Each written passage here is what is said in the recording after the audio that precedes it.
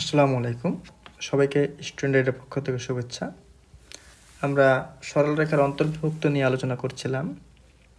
যারা আগের ভিডিওগুলো দেখে আসেননি তারা আগের ভিডিওগুলো দেখবেন, তাহলে পরবর্তী ভিডিও দেখতে সুবিধা হবে। আগের ভিডিওতে আমরা দুইটা বিন্দুকে সমান তিন ভাগে বিভক্তকারী বিন্দুদ্বয়ের স্থানাঙ্ক বের করা শিখেছি। এই ভিডিওতে আমরা ঠিক তার উল্টোটা করব, যে দুটা বিন্দু দেওয়া থাকবে এবং তাদের বিন্দুদ্বয়কে সমান তিন ভাগে বিভক্ত করে এমন দুটো বিন্দুর স্থানাঙ্ক দেওয়া থাকবে। দেখাতে হবে যে ওই এই বিন্দু দুটা এই বিন্দুদ্বয়ের সংযোগ রেখাকে সমান তিন ভাগে বিভক্ত করে। তো আমরা সমান তিন ভাগে বিভক্ত করলে আমরা কি শিখে এসেছি? আগের ভিডিওতে শিখে এসেছি আমরা যে দুটা বিন্দুর সংযোগ সরল রেখাকে যদি অপর দুইটা বিন্দু সমান তিন ভাগে বিভক্ত করে, তাহলে একটা বিন্দু বিভক্ত করবে 1:2 অনুপাতে এবং অপর যে বিন্দুটা সেই বিন্দুটা বিভক্ত করবে 2:1 অনুপাতে। এটা আমি আগের ভিডিওতে বলেছি, যারা আগের ভিডিওটি দেখেননি দয়া করে দেখে আসবেন।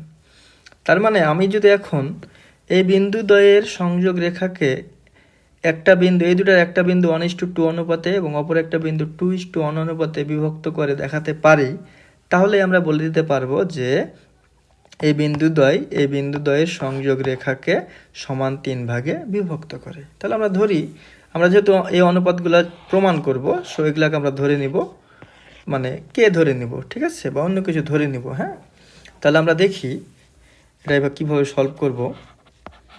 ধরি A1,3 এবং B13,27 বিন্দুদ্বয়ের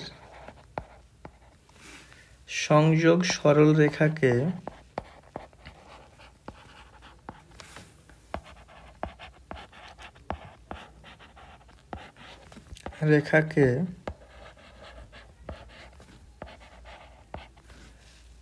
C of 5,11 বিন্দুটি K:1 অনুপাতে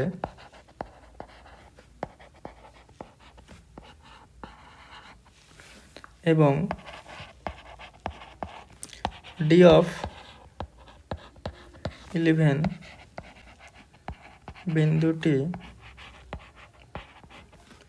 M:1 অনুপাতে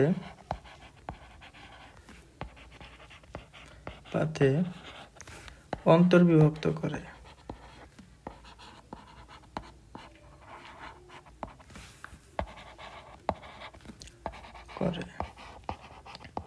এখন আমাদের এই কে এর মান এবং এই এম এর মান নির্ণয় করে দেখাতে হবে যে একটা হবে 1:2 আর একটা হবে 2:1। অতএব সি বিন্দুর ক্ষেত্রে আমরা কে এর মানটা বের করি।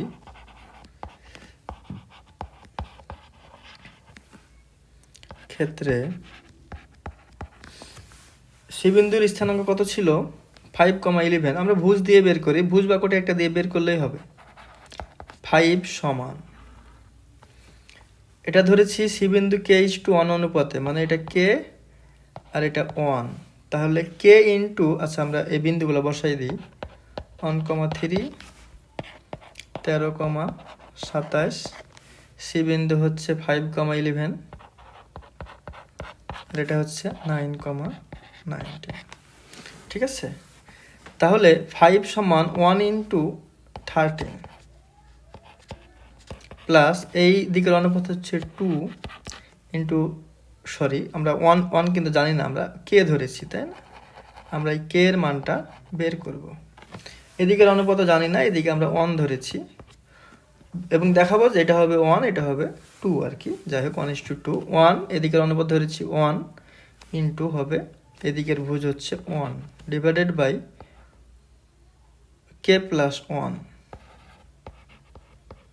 আমরা এটা সলভ করে কে এর মান বের করব। এদিকে যদি গুণ করি তাহলে 13k প্লাস 1 ইকুয়াল টু এদিকে হচ্ছে 5k প্লাস 5, বা 13k মাইনাস 5k 5 মাইনাস 1, বা 8k ইকুয়াল টু 4, বা k equal to 4 divided by 8 সমান 1/2। অতএব এখান থেকে লিখতে পারি k is to 1 equal to 1:2, অর্থাৎ একটা পেলাম 1:2 অনুপাতে অন্তর্বিভক্ত করে। এবার যদি ডি বিন্দুটা 2:1 অনুপাতে অন্তর্বিভক্ত করাতে পারি, তাহলে আমরা বলে দিতে পারবো যে সি এবং ডি বিন্দুদ্বয় এ এবং বি বিন্দুদ্বয়ের সংযোগ রেখাকে বা এ বিকে সমান 3 ভাগে বিভক্ত করে। ঠিক আছে, তাহলে এবার আমরা এটা কপি করে নিয়ে যাই, দিয়ে ডি বিন্দুর ক্ষেত্রে বের করব। এবার আসি ডি বিন্দুর ক্ষেত্রে। ডি বিন্দু ছিল এটা, ডি বিন্দুর স্থানাঙ্ক ছিল 9,19। ডি বিন্দুর ক্ষেত্রে আমরা ধরেছিলাম m:1, m1। ঠিক আছে, তাহলে আমরা এখন এখান থেকে দেখাবো যে এটা হবে 2:1। তাহলে অতএব ডি বিন্দুর ক্ষেত্রে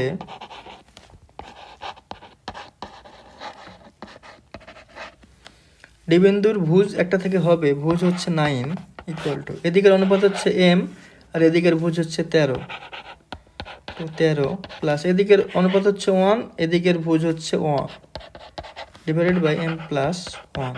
আর গুণ করি 13m plus 1 9m 9, 13m minus 9m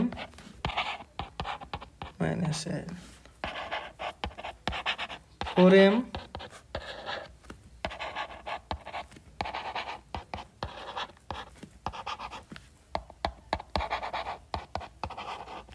সমান 2। অতএব m:1 সমান 2:1।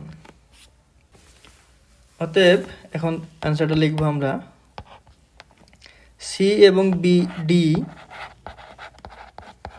ডি বিন্দু দুইটি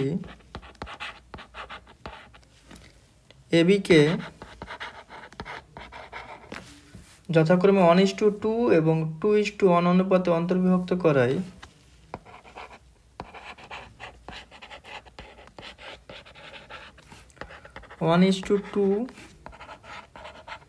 এবং 2:1 অনুপাতে অন্তর্বিভক্ত করায়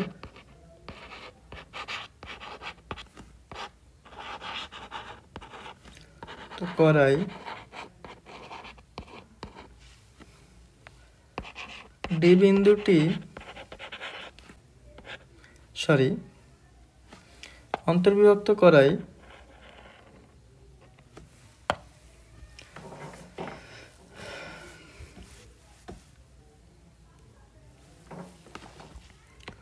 সি ও ডি বিন্দুদ্বয়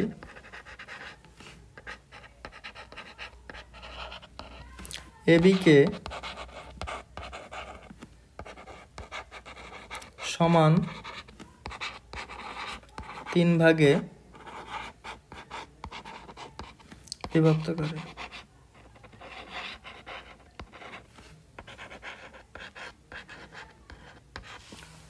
আশা করি বুঝেছেন যে কিভাবে আমরা সমত্রিখণ্ডক বের করব।